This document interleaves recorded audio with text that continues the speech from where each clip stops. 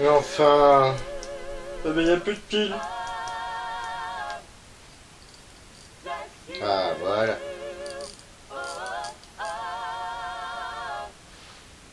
C'est bien, le petit tac.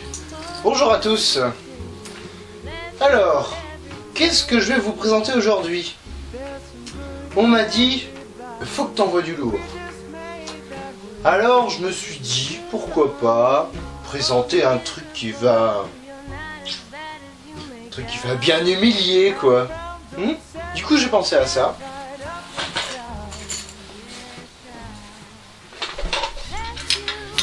Faut être sympa, non? Ouais, ça c'est humiliant, ça, de se prendre ça. Ouais. Mais... je me suis dit, non, quand même. Les gens vont pas te demander ça. Ils vont pas forcément apprécier. Du coup... je me suis dit, ça, ils vont forcément apprécier.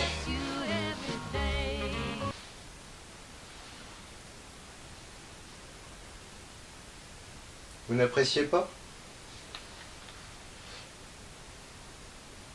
Tu te plaît, apprécie, spectateur. Apprécie. Pas bien de juger avant d'avoir vu. Donc, comme vous ne pouvez pas le voir, je suis en plein déménagement. Nous sommes en plein mois d'août. Et en fait, je tourne cette vidéo, on est en juillet. Je prévois à l'avance...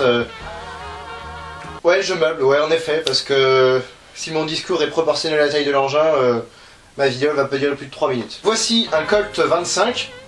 Ça, c'est comme ça qu'ils l'appellent. Développé par Cybergun. Enfin, vendu par Cybergun, pardon. Mais en fait, le modèle original est un Colt 1908. Mais qui a été, en fait, une copie du FN Airstyle, bien sûr, modèle 1906. FN, pas pour Front National, hein, pas de politique dans ma vidéo. Il a une particularité, c'est le premier pistolet au monde à avoir 3 sécurités. Une, ici. Ça, c'est normal. Une autre, ici. Le Colt 1911 a lui-même repris sur le Luger P06, qui avait une pédale de sûreté. Et la dernière sécurité est apparue en 1916, enfin développée en 1916 et mise en application en 1917, et c'est une sécurité sur le chargeur. Sans chargeur, impossible de faire partir le coup. C'est pour ça qu'on peut retrouver à la fin des marquages du pistolet.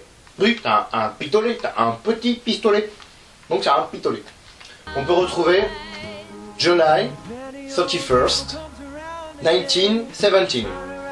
Donc ce pistolet a été fabriqué de 1908 à 1948. Donc pendant 40 ans. 40 ans!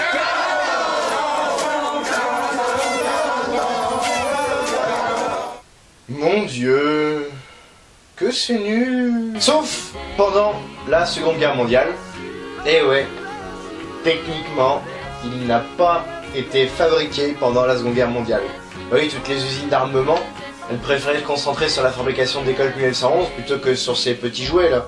Après, ce n'est pas exclu que pendant la Seconde Guerre il ait été utilisé, mais après de façon très ponctuelle, il n'était pas du tout en dotation, et c'était plutôt destiné aux civils à l'époque. La réplique. Déjà, je vais tout de suite vous annoncer la couleur. Jaune. Ouais, ça fait rire jaune quand on voit ça. Enfin, surtout avant que j'y retouche, parce que là encore, je l'ai rendu à peu près joli. Mais avant, on voit bien la différence, quoi. Le prix, bah, c'est révélateur de la qualité de l'engin, de ses performances, de sa fidélité par rapport au vrai. Bah, 20 €. Vraiment, pas plus. Ne le payez pas plus cher. Ou même ne le payez pas du tout, même. Le poids de ce bébé, 341 grammes. Pas un de plus. Le vrai fait 358 grammes. Très réaliste. Ça, il faut l'admettre. Le fabricant, quel qu'il soit, vu que c'est pas Cybergun, a quand même bien fait le boulot. C'est du métal. Zamac, bien entendu. C'est du métal, sauf les plaquettes qui sont en plastique, détente, bouton de chargeur, je reviendrai après, et chargeur en lui-même. Et bien sûr, tout l'interne est en plastique. quand on regarde bien, il n'y a strictement rien qui est fidèle au modèle original. Absolument rien, mais vraiment. On va commencer, on va y aller crescendo. Tout d'abord, le bouton du chargeur, il a rien à foutre là. En vrai, il n'existe pas, puisque c'est la petite molette, comme sur le P38, qu'on doit tirer vers l'arrière pour dégager le chargeur. Ensuite, la sécurité ici. Bah ici c'est gros fake. Sécurité ici, gros fake aussi. Et ouais, ce pétard il a pas de sécu. Les plaquettes, bah il y a marqué Colt dessus, c'est bien. Ouais, si Bergen a dû payer la blinde juste pour avoir ce mot là. Mais ils auraient pu payer un petit peu plus pour avoir le cheval en dessous. Parce qu'il devrait y avoir un cheval. Tout comme il devrait y avoir un cheval de gravé ici. Bon, à la base il est peint. C'est dommage, c'est peint. Donc la peinture ça s'enlève au moment où on met le décapant. Démonter la culasse, impossible. Sauf en dévissant ici. Ici. On a deux vis. La culasse c'est deux coques pour pouvoir accéder à l'intérieur. Dans l'hypothèse où une bille se soit coincée, et ben on peut pas démonter de manière réaliste. En vrai, il faut faire comme ça, un petit peu comme sur le PPK, on tire en arrière, on tire vers le haut, pardon, pour pouvoir dégager la culasse par l'avant. Bah non, là... Ensuite, les marquages. Bah, ils sont réalistes, eux. L'inconvénient, c'est qu'ils sont peints. Donc, qui dit peinture, dit au moment où on utilise le décapant pour dégager la peinture noire de merde d'origine, et ben les marquages, ils se barrent. Ce qui fait que mon pistolet n'a plus de marquage. J'en ai rajouté ici un numéro de série. Alors, celui d'origine, le numéro d'origine est bien sûr complètement nul, fake, fantaisiste. Pareil, pourquoi foutre l'énergie là, 0,3 joules? Pourquoi s'emmerder Pourquoi le mettre sur la carcasse? Ça sert à quoi? Et puis de l'autre côté, avant-dernière faute de goût, les organes de visée ici et là, hausse, guidon, ils ont strictement rien à foutre là. Vraiment, pourquoi ils ont rajouté ça? C'est sûr, c'est plus facile de viser. Mais tu vas pas viser avec ça. Autant mettre une lunette dans ce cas-là. À l'origine, on a une fine tranchée qui parcourt un bon tiers de la culasse. Et on va aller viser comme ça, juste avec cette fine tranchée. On aligne ça avec la cible, et puis c'est tout. Il n'y a pas de guidon au bout d'ailleurs. Pourquoi le vrai avait une absence totale d'organes de visée? Pour que ce soit plus facilement rangeable dans des vestes et qu'on puisse le sortir assez rapidement sans que ça accroche comme ça peut le faire ici. Oui, le Colt 1908 s'appelait la veste pocket. Ça porte bien son nom. C'est pour planquer à l'intérieur d'une veste. Le dernier gros point noir, mais vraiment énorme, énorme comme plein de choses, le dernier point noir, c'est sa taille. Vous le trouvez petit, sauf que il fait 13,5 cm de longueur, c'est cool. Sauf que le vrai, il faisait 11,43 cm. Oui, petit clin d'œil peut-être au futur calibre du Colt 1911. Hein. Ce qui fait qu'on ne peut pas adapter des vraies plaquettes avec la réplique, puisqu'elles sont trop petites. Et en plus, j'ai oublié, les vis, là, c'est des fakes. Du coup, j'en ai abîmé une juste pour essayer, comme ça. J'ai rajouté le petit truc de peinture, hein, ce n'était pas à l'origine. Pour les démonter, un petit coup de tournevis, on les fait sauter. Elles sont juste, même pas clipsées. Un petit téton qui est enfoncé. Cybergun a sorti 3 versions de cette réplique. Celle-là, c'est la version full metal. Il en existe 2 autres.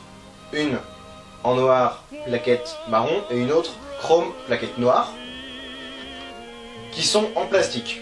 Donc elles pèsent moitié moins que ça.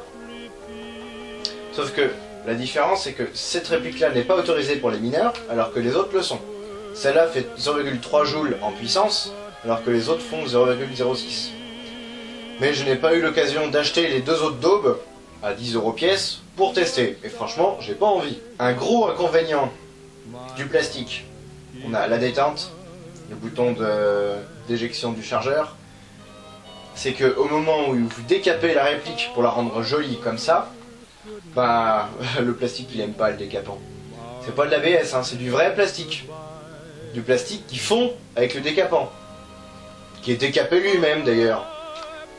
Ce qui fait qu'il y en a un tout petit peu qui a fini à l'intérieur du mécanisme, j'ai failli flinguer en fait. Donc décapant, il faut tout démonter, c'est franchement tout con à l'intérieur. Si vous voulez vous faire la main sur un démontage de pistolet, je vous le conseille. Hein. Vous avez rien à perdre. Si, 20 €. Le canon externe. On se dit, ouais, il est peut-être en métal lui.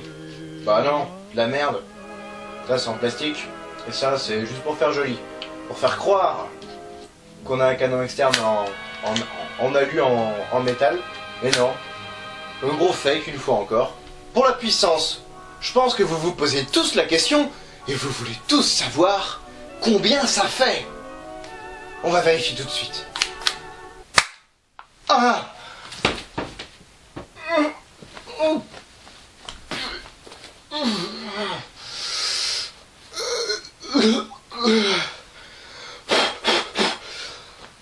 Oh, ça fait 180 FPS.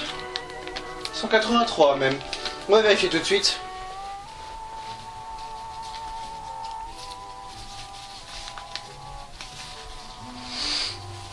« 100 » 120 170 180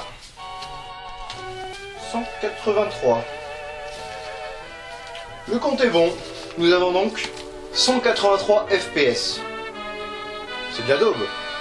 Oui, enfin, vu la taille du bébé, ouais, c'est normal. Ce qui fait qu'on a une portée de grand maximum 15 mètres. Parce qu'en fait, il n'y a pas de hop-up.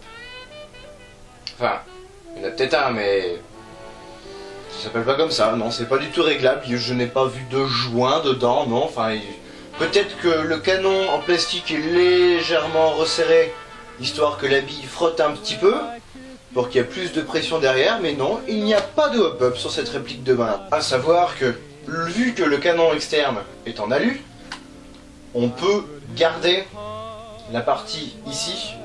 C'est tout à fait artificiel, bien entendu, la fenêtre d'éjection est elle aussi un gros fake. On peut garder un petit endroit non bronzé, complètement à nu, pour faire illusion. C'est vrai que comme ça, ça a un petit peu plus de style. Donc pour le test de tir, cette fois il n'y en aura pas. Parce que franchement, ça vaut pas vraiment le coup de me casser la tête à faire un test de tir là-dessus, avec 2 caméras, avec une cible, avec un carton, avec une serviette derrière pour protéger le mur. Il est assez précis à 15 mètres. Vous pourrez toucher un mec. Par contre, toucher la tête d'un mec à 15 mètres, là, ce sera un petit peu plus dur. Je ne sais plus si je l'ai précisé, mais c'est un spring. On réarme à chaque fois.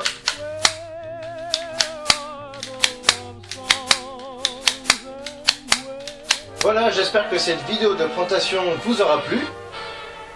N'hésitez pas si vous avez des questions. Enfin, que sur cette daube, il y aura autant de questions que de centimètres de répliques.